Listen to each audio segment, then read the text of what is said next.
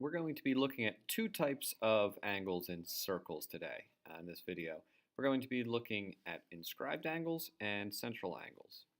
So here we have a triangle PQR inside of a circle, and we call this triangle circumscribed because it's written inside of the circle.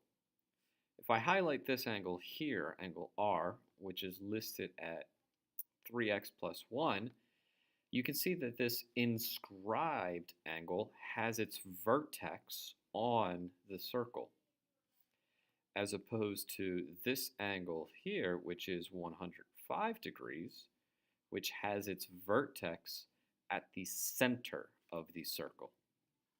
This is what we call a central angle because it has its vertex at the center. This inscribed angle has its vertex on the circle.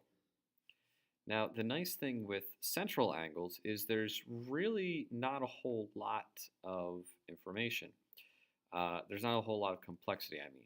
So here we have this angle 105, which is the measure of the central angle. The measure of this arc is the same. This arc is the same measure as the measure of this central angle. Whereas with inscribed angles, the relationship is half. So here I have this angle PRQ, and that is going to be 1/2 of this angle. Of this arc measure. So there are two ways to set this up. We can say, yes, that 34x plus 1 equals 1/2 of that arc measure, 69x plus 1. Or we can say, because we don't like fractions, we can say that that angle, 34x plus 1, if we double that, that's going to be the same as the measure of the arc, 69x plus 1. So if we distribute this 2 in, we get 68x plus 2 equals 69x plus 1. Subtract 68x from both sides, we just get x. And subtract 1 from both sides, we just get 1. So here we get x is equal to 1, and we can check by plugging that back in. If we do plug that back in, here we get this angle here is 35, and this measure of the arc is 70. Again, highlighting that the measure of the inscribed angle is half the measure of the arc that it touches. Now this problem here is actually a little bit more challenging because we know the measure of this arc in green, but we don't know the measure of the arc that we have for the angle. So what we're going to say is we have this diameter. I know that this is a diameter because it goes through the center of the circle and connects the two edges on the circle, the two actual points on the circle. So that's a straight line, which is 180 degrees. So if this angle, this central angle, is 105 degrees, then this angle must be 75. And because it's a central angle, it is the same measure as the arc. So we say 75 is equal to negative 19x minus 1.